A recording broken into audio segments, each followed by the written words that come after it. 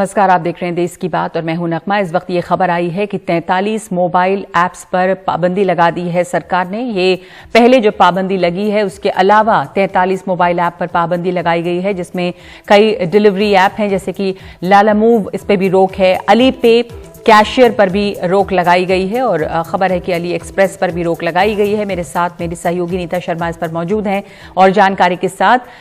Nita, 43 mobile apps हैं जिनमें से कई चाइनीज भी हैं, तो इसकी डिटेल्स क्या है? सरकार ने जो ये कदम अभी उठाया है इसमें क्या ज्यादातर चाइनीज ऐप्स हैं? बिल्कुल नगमा, ये सारी की सारी चाइनीज ऐप्स हैं। Ministry of electronics and information technology ने ये section 69A information and technology act के तहत इन ऐप्स को अब इलीगल करार दे दिया है। कोई भी यूजर इन ऐप्स को यूज नहीं कर पाएगा।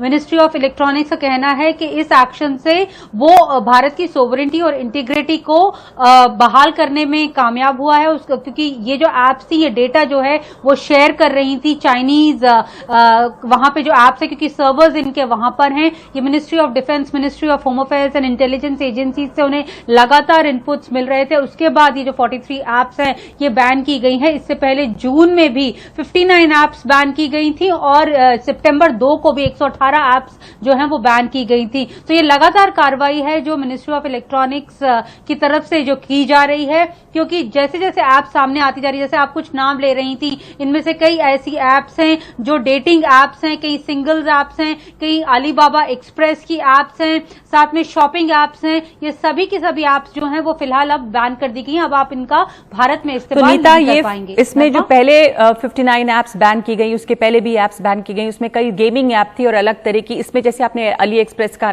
नाम लिया तो कई डिलीवरी ऐप हैं, शॉपिंग ऐप हैं। तो ये फर्क है पहले वाले और अभी वाले जो ऐप्स हैं कि इसमें भी यही वजह बताई गई है कि इससे भी सुरक्षा जो है इसको खतरा पहुंच रहा है। बिल्कुल बिल्कुल, क्योंकि इन सभी ऐप्स के जितनी भी चाइनीज ऐप्स हैं, इनके सर्वर्स भारत में लोकेटेड नहीं हैं। तो ये माना जा रहा था कि जो यूजर्स हैं, एंड यूजर्स हैं, उनका जो डेटा है वो सिंक्रोनाइज होके गलत तरीके से भी इस्तेमाल किया जा सकता है। इसके तहत ये कार्रवाई जो है वो लगातार की जा रही है। आज जो ऐप्स बैन की गई हैं, जैसे कि आप भी बोल रही हैं कि शॉपिंग ऐप्स हैं, डेटिंग ऐप्स हैं, साथ में कुछ ट्रैवल ऐप्स भी हैं, कुछ सिंगल ऐप्स भी हैं, delete my age, chat apps भी हैं और साथ में dating mature singles online dating apps भी इसमें शामिल हैं। कुछ ऐप्स जो हैं जैसे super hot live, beauties live online, उस तरह की ऐप्स भी हैं जो एडल्ट ऐप्स होती हैं, वो भी जो है इस 43 की संख्या में शामिल की गई हैं। नगमा जी, धन्यवाद आपका नीता। तो पहले भी ऐप, चाइनीज ऐप पर प्रतिबंध लगाया गया था जिसमें कई गेमिंग ऐप थे और अब जो ऐप्स बैन की गई हैं उनके उसमें कई शॉपिंग ऐप भी हैं, डिलीवरी ऐप है, अली एक्सप्रेस बहुत लोकप्रिय है शॉपिंग के लिए। इस तरह की ऐप्स पर भी प्रतिबंध लगाया गया है। धन्यवाद आपका नीता इस जानकारी के लिए।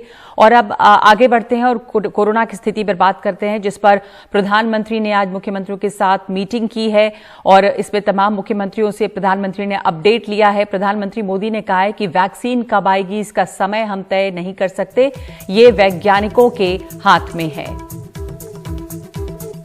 भारत सरकार हर डेवलपमेंट पर बारीकी से नजर रखे हुए हैं, हम सबके संपर्क में भी हैं और अभी ये तय नहीं है कि वैक्सीन की 1 डोज होगी, 2 डोज होगी या 3 डोज होगी।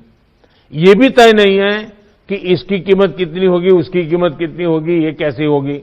यानी अभी भी इन सारी चीजों के सवालों के जवाब हमारे पास नहीं है, क्योंकि जो इसके हैं दुनिया में जिस प्रकार की कॉरपोरेट वर्ल्ड भी है, उनका भी एक कंपटीशन है, दुनिया के देशों के भी अपने अपने डिप्लोमेटिक इंटरेस्ट होते हैं, WHO से भी हमें इंतजार करना पड़ता है। तो हमें ये इन चीजों को वैश्विक संदर्भ में ही आगे बढ़ना पड़ेगा।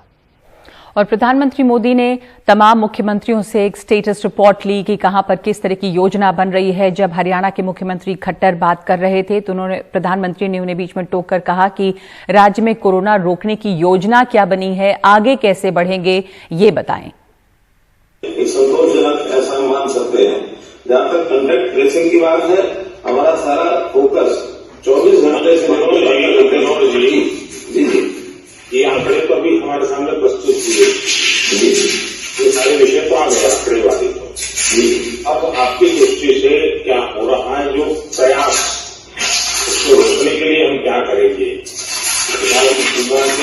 आपने योजना बनाई है, किस प्रकार से हो रहा है?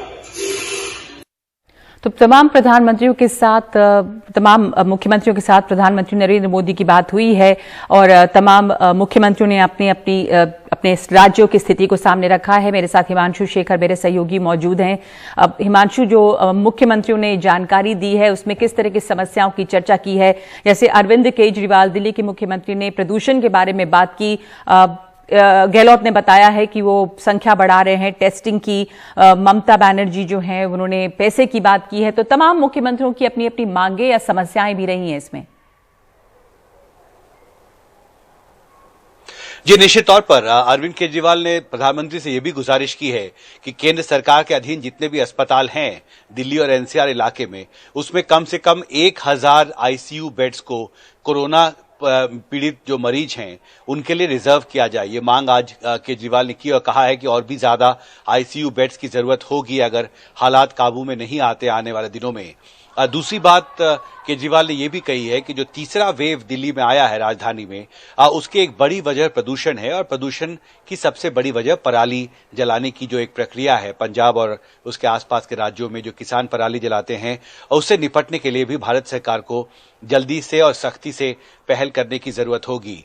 सवाल जीएसटी कंपेंसेशन का ममता बनर्जी के साथ साथ केरल के मुख्यमंत्री ने भी उठाया है।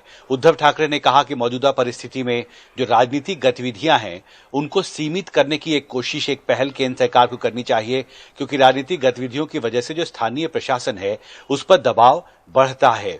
दूसरी बात प्रधानमंत्री ने मुख्यमंत्रियों को यह भी कही है नगमा कि आरटी-पीसीआर टेस्ट को बढ़ाना बहुत जरूरी है। जो ऑक्सीजन जनरेशन प्लांट्स हैं उनकी संख्या बढ़ाने की जरूरत होगी। तो एक तरफ जहां सख्ती बरतने की हिदायत प्रधानमंत्री ने की, बहुत दो टूक शब्दों में सभी मुख्यमंत्रियों से कहा कि उन्हें अब बहुत बड़े स्तर पर पहल करनी होगी। दूसरी तरफ जो हेल्थ इंफ्रास्ट्रक्चर है उसमें सुधार की बात कही और वैक्सीन का जो सवाल हमने भी अब दर्शकों को सुनाया। देखिए, वैक्सीन पर एक राष्ट्रीय नीति बनाने की प्रक्रिया चल रही है कि जब भी भारत को वो वैक्सीन मिलेगा, वो वैक्सीन किसे सबसे पहले एडमिनिस्टर किया जाए, उसकी डिलीवरी कैसे हो, डिस्ट्रीब्यूशन कैसे हो, एक नया डाटाबेस हेल्थ वर्कर्स का बनाया जा रहा है।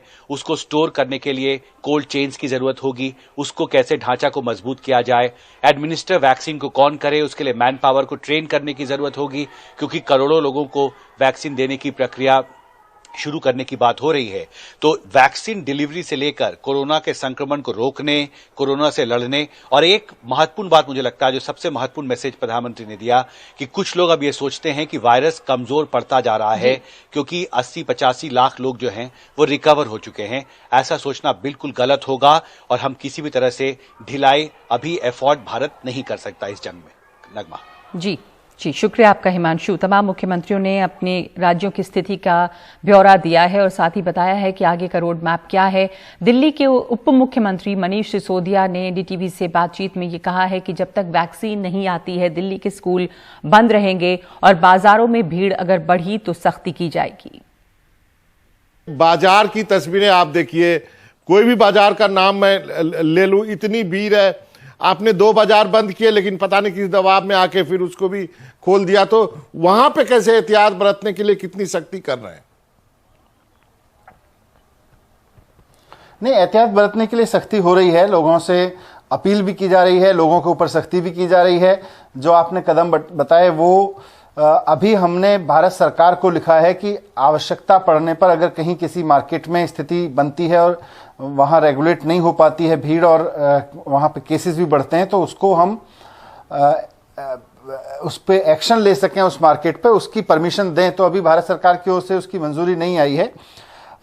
मार्केट में भीड़ है, पर जैसा मैंने कहा कि यहाँ पब्लिक कोऑपरेशन बहुत इंपॉर्टेंट है। मास्क पहने, सोशल डिस्टेंसिंग बना के रखें और अपना खुद का ध्यान रखें। सरकार की ओर से जहां तक सवाल है, सरकार की ओर से इन मामलों में सख्ती की जा सकती है। दूसरा, साथ साथ में बेटर हॉस्पिटल मैनेजमेंट, उसका मैं आपको भरोसा दिलाना चाहता हूं, एक दिल्ली वाले को भरोसा दिलाना चाहता हूं कि सरकार के पास में इस वक्त भी 8,500 कोविड बेड खाली हैं दिल्ली में। इस वक्त भी करीब 750-800 के करीब में आईसीयू बेड्स खाली हैं, जो कि बाकी कहीं मारामारी मच जाती है आईसीयू बेड्स के लिए। तो इसको लेके निश्चिंत रहें। होम आइसोलेशन में 25,000 लोग अभी इस वक्त अपना इलाज करा रहे हैं। तो अगर कोई दिक्कत नहीं है तो घर पे रहें, दिक्कत है तो आपके लिए आईसीयू बेड्स और hospital, normal hospital beds available हैं। ये मैं भरोसा दिला सकता हूं दिल्ली को। डिप्टी सीएम है आप, शिक्षा मंत्री हैं, नवंबर खत्म होने वाला है, 3 महीने में बच्चों के बोर्ड हैं, कैसे पेपर होगा, क्या होगा, ये कुछ हमारे उन बच्चों के लिए बताइए जो तैयारी कर रहे हैं। जो बच्चे तैयारी कर रहे हैं, जो बच्चे स्कूलों में हैं, हमने उनके लिए ऑनलाइन क्लासेस तो सभी के लिए चलाई हैं, लेकिन ऑनलाइन क्लास के अलावा दिल्ली में विशेष रूप से सेमी ऑनलाइन क्लासेस भी चलाई गई जहां पेरेंट्स जाके वर्कशीट लेके आ जाते हैं। पर स्कूल खुलने की परिस्थिति तो मुझे अभी नहीं लग रही है। अभी सरकार की कोई योजना नहीं है, क्योंकि जब तक वैक्सीन नहीं आ जाती तब तक स्कूल खोलने का मतलब है हम अपने बहुत सारे बच्चों को अचानक कोरोना की तरफ धकेलेंगे। वो ना मैं चाहूंगा, ना आप चाहेंगे, ना हमारा टीवी देख रहे लोग चाहेंगे, ये इंटरव्यू देख रहे लोग, कि हम अपने बच्चों को ये जानते हुए भी कि वहां कोरोना हो सकता है, हम स्कूल में शायद नहीं भेजना चाहेंगे। और पुष्कर का प्रसिद्ध पशु मेला कोरोना की वजह से इस साल नहीं होगा, लेकिन कुछ पशुपालकों को इसकी जानकारी नहीं थी। वो अपने पशु लेकर पुष्कर में पहुंच गए ये सोचकर कि शायद कुछ बिक्री हो। प्रशासन ने उन्हें समझाया, उसके बाद वो वापस गए हैं। मेरे साथ हर्षा मौजूद हैं, हर्षा कुमारी सिंह। हर्षा, ये बहुत मशहूर मेला है, दूर दूर से सैलानी इसके लिए आते हैं, काफी तैयारियां होती हैं, तो जाहिर है कि इसके बारे में कुछ जानकारी दी गई होगी। अब ये एक इतनी बड़ी भीड़ में पशु लेकर लोग यहां पर आए होंगे और वापस जा रहे हैं, तो इससे उनको परेशानी भी काफी हुई होगी। देखिए, जो अनलॉक, जब से लॉकडाउन हुआ है उसके बाद में जो धीरे धीरे गाइडलाइंस आ रहे हैं, उसी के हिसाब से जो कार्यक्रम है या आयोजन है वो खोले जा रहे हैं। तो मेलों को तो कभी भी चालू करने की अनुमति नहीं मिली है, क्योंकि अनलॉक, जब से अनलॉक 1 का गाइडलाइन से लेकर अब तक जो अनलॉक 5 और 6 आ चुका है, कहीं पे भी मेलों को चलने की इजाजत नहीं मिली है। लेकिन जो ये लोग थे, करीब 10-15 परिवार थे जो अपने पशु लेके वहां आए थे, लगता है कि इनको जानकारी नहीं थी, या हो सकता है कि जानकारी हो फिर भी कुछ उम्मीद थी कि लगता है कि हम कुछ बिक्री कर पाएंगे।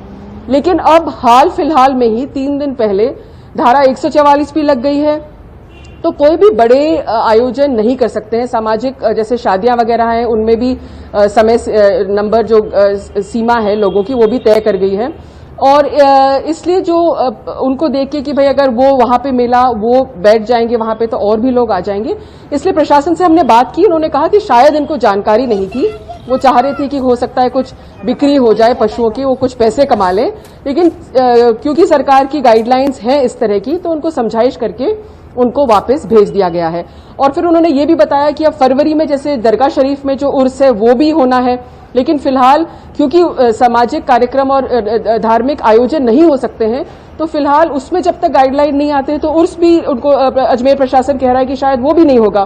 तो इसलिए ये सारी जो बातें हैं, हो सकता है एक मिसलीडिंग है, लेकिन किसी ने जो ये पशुपालक है उनके साथ खर्चा जरूर हुआ होगा, इन्होंने धंधे की भी उम्मीद की होगी, लेकिन अब कोरोना के टाइम में इनको सरकार को, प्रशासन को वापस भेजना पड़ा। जी शुक्रिया हर्षा। बहुत ही मशहूर है पुष्कर मेला, और यहाँ पर खास करके ऊंटों को देखने के लिए बहुत दूर दूर से सैलानी आते हैं हर साल। इस साल जाहिर है कि मेले जैसी स्थिति नहीं है। देश की बात में इस वक्त हम एक ब्रेक ले रहे हैं।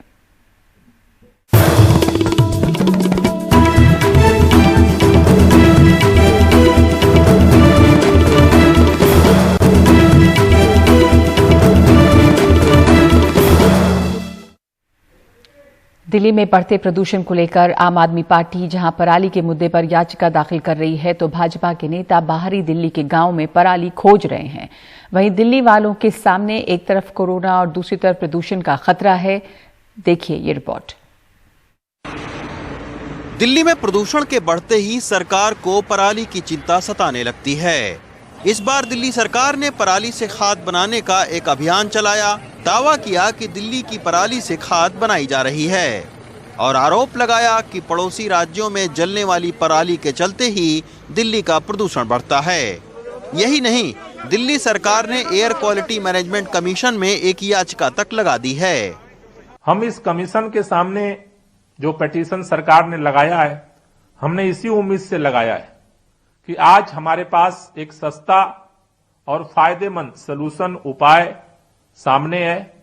अभी से कमीशन इसको लेकर के निर्णय ले और सभी राज्य सरकारों के लिए, केंद्र सरकार के लिए इसे मैंडेटरी किया जाए।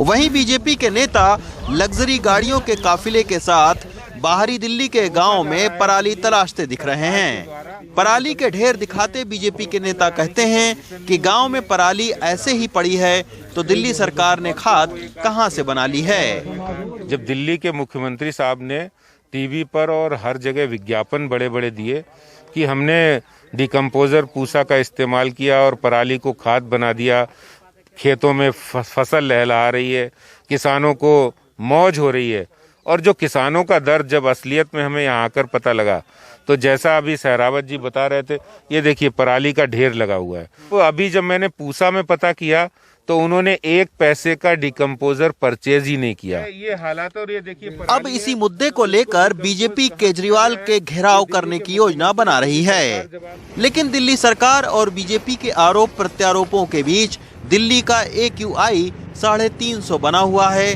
जो हमारी सेहत के लिए खतरनाक है। दिल्ली से रवीश रंजन शुक्ला, NDTV इंडिया।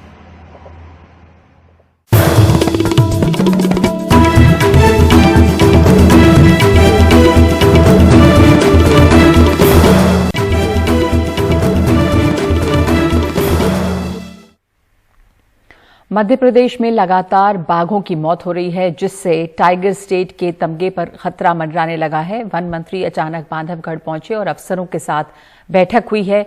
मुख्यमंत्री भी इस मामले में बैठक करने वाले हैं ताकि इसकी वजह का पता चल सके। मध्य प्रदेश के टाइगर स्टेट का दर्जा खतरे में है। अकेले बांधवगढ़ टाइगर रिजर्व में पिछले 1.5 महीने में 3 वयस्क, 2 शावकों सहित 5 बाघों की मौत हो चुकी है। 11 महीने में यह आंकड़ा 9 का है। पूरे राज्य में 11 महीने में 25 बाघों की मौत हुई है। बांधवगढ़ में ज्यादातर मामले संदेहास्पद हैं। अफसर कैमरे पर मानते नहीं, लेकिन कई गांवों में शिकारियों की पहचान के पोस्टर लगे हैं। लगातार 2 महीने में 5-6 टाइगरों की विभिन्न कारणों से यहाँ पर डेथ हुई। उनके तह में जाकर के और ये खोजने का प्रयास करेंगे कि घटनाएं दोबारा ना हो, और जो हुई है उनका कारण क्या है। साथ ही कुछ रेंज अफसर के बारे में भी जानकारी मिली थी उमरिया की, उसकी भी जांच रिपोर्ट पेंडिंग है। उसको भी इसी माह में उस पर भी सख्त कार्रवाई करके ऐसे सारे मामले जिनकी शिकायतें हैं। मध्य प्रदेश से टाइगर स्टेट का दर्जा 2010 में छिन गया था। तब राज्य में 257 बाघ थे। आज 526 बाघ हैं। दूसरा नंबर कर्नाटक का है, जहां 524 बाघ हैं। अब फिर से राज्य टाइगर स्टेट के तमगे की दौड़ में है, इसलिए सरकार बाघों की मौत पर ज्यादा फिक्रमंद नजर आ रही है। विशेषज्ञ मानते हैं कि राज्य में 526 बाघों के लिए पर्याप्त जगह नहीं है, इसलिए कई की मौत टेरिटोरियल फाइट में भी हो जा रही है। लेकिन कई बाघों की संदेहास्पद मौत बताती है कि शिकारियों पर जो सरकारी ढीला शिकंजा है, वो भी इसकी एक बड़ी वजह है। उमरिया से एजाज खान और भोपाल से कैमरा पर्सन रिजवान के साथ अनुराग द्वारी, NDTV इंडिया। और इस वक्त हमारे साथ अनुराग द्वारी मौजूद हैं इस पर और चर्चा के लिए। अनुराग, ये एक शर्म की बात होगी इस राज्य के लिए अगर इससे ये तमगा छिन जाता है कि बाघों के इतना अच्छा यहाँ पर संरक्षण हुआ है। तो टाइगर स्टेट के तमगा छिनने से जो खतरा उत्पन्न हुआ है, दरअसल उसके पीछे की क्या वजह सामने आ रही हैं, इसके ऊपर प्रशासन चिंतित तो है। देखिए, जाहिर तौर पर इसी की वजह है कि वन मंत्री वहां पर पहुंचे। उन्होंने आनन फानन अधिकारियों के साथ खास करके बांधवगढ़ में बैठक की, क्योंकि बांधवगढ़ और कान्हा को मिला लें तो अकेले जो मध्य प्रदेश की तादाद है, लगभग उसके आधे से ज्यादा इन्हीं दोनों टाइगर रिजर्व में जो बाघ हैं वो विचरण करते हैं। जो जानकार हैं वो बार बार कह रहे हैं कि टेरिटोरियल फाइट हो रही है, लेकिन टेरिटोरियल फाइट अगर होती तो मध्य प्रदेश की राजधानी भोपाल में एक बड़ा नामचीन स्कूल है, वहां तक बाघों का विचरण देखा गया है। यहाँ पर भी रातापानी में एक टाइगर रिजर्व रिजर्व बनाना था। और ये भी खबर है कि देश के जो बड़े 5 टाइगर रिजर्व है उसमें से 4 तो अकेले मध्य प्रदेश में हैं। तो ऐसे में सिर्फ टेरिटोरियल फाइट की बात करके पल्ला झाड़ना मेरे ख्याल से उचित नहीं होगा। जानकारों का ये भी कहना है कि जो एक तो जो लोगों के साथ उनका कॉन्फ्लिक्ट हो रहा है ये अक्सर होता है, क्योंकि हम ये कह रहे हैं कि बाघ शहरी इलाकों की तरफ आ रहे हैं, लेकिन हकीकत में अगर देखें तो शहर जो है उनके घरों में घुसते जा रहे हैं। तो उसकी वजह से कई जगहों पर ये भी बातें सामने आई हैं, क्योंकि 3 ही तरीके से मौत हो सकती है, एक तो प्राकृतिक तरीके से, और दूसरा इस तरह से के कॉन्फ्लिक्ट में, और तीसरा जो बात आती है कि शिकारी कहीं जिस तरह से अभी कुछ दिनों पहले हमने देखा था बांधवगढ़ के आसपास उमरिया जिले में ही 1-2 जगह पर जो बिजली के तार हैं उनको लगाकर उनको मारा गया था। एक जगह पर एक्सीडेंट में भी एक बाघ की मौत हुई थी। तो इस तरह के तमाम मामले सामने आ रहे हैं। इसको कैसे रोका जाएगा, इस पूरे कॉरिडोर को, इसकी तरफ सरकार को सोचना होगा। आज मुख्यमंत्री भी बांधवगढ़ गए थे, उम्मीद थी कि इस बारे में भी बातचीत ज्यादा होगी, लेकिन वहां पर फिलहाल पर्यटन और इस लिहाज से ज्यादा जो समीक्षा की बैठक हुई है और वहां पर जो लोग मौजूद थे बता रहे हैं कि कोरोना समीक्षा की बैठक भी वहीं से हो गई है। तो इस तरफ राज्य जरा ज्यादा फिक्रमंद दिखे, नहीं तो आंकड़े बहुत कम हैं, और जब अगला नंबर आएगा टाइगर स्टेट का तो कहीं ऐसा ना हो कि मध्य प्रदेश से ये तमगा छिन जाए, क्योंकि कर्नाटक 524 और उसके बाद उत्तराखंड का नंबर था इस मामले में। जी, शुक्रिया आपका अनुराग। तो इस बारे में मुख्यमंत्री भी परेशान हैं और वो भी वजह की पता लगाने की कोशिश कर रहे हैं कि कहीं जो टाइगर स्टेट का तमगा है वो मध्य प्रदेश से छिन न जाए, क्योंकि संख्याओं में कमी आई है और ये चिंता की बात है। इस वक्त देश की बात में हम एक ब्रेक ले रहे हैं और ब्रेक के बाद आपको दिखाते हैं ब्रह्मोस मिसाइल का जो परीक्षण हुआ है।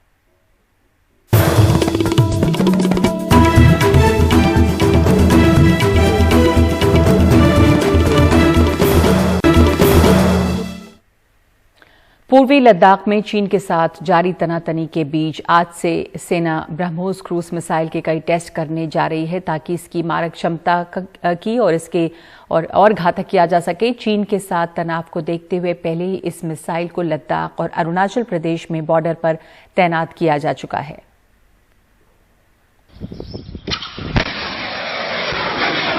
निशाने पर सटीक वार। अंडमान निकोबार द्वीप समूह में ब्रह्मोस मिसाइल का परीक्षण फिर कामयाब रहा। पहले मिसाइल की रेंज 200 किलोमीटर थी, जो अब बढ़ाकर 450 किलोमीटर कर दी गई है। मकसद है कम मिसाइल दागकर दुश्मन को ज्यादा से ज्यादा नुकसान पहुंचाना। इसी लक्ष्य की ओर बढ़ते हुए आवाज से 3 गुना तेज ब्रह्मोस मिसाइल का थल सेना के बाद वायुसेना और नौसेना परीक्षण करने जा रही है। ब्रह्मोस मिसाइल की जो शक्ति है वो इतनी प्रभावशाली है कि दुनिया की कोई भी शक्ति, दुनिया का कोई भी देश हमारी ओर आंखें उठाकर भी नहीं देख सकता है। और हमें यह गर्व है कि हमने ब्रह्मोस मिसाइल हमारे देश के लिए बनाकर दी और हमारी सेनाएं इनका पूरा उपयोग कर रही हैं। हमें इस बात का बहुत गर्व है और खुशी भी है।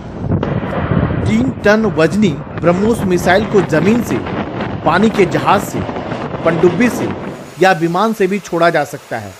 ब्रह्मोस हवा या जमीन पर किसी भी टारगेट को उड़ा सकता है।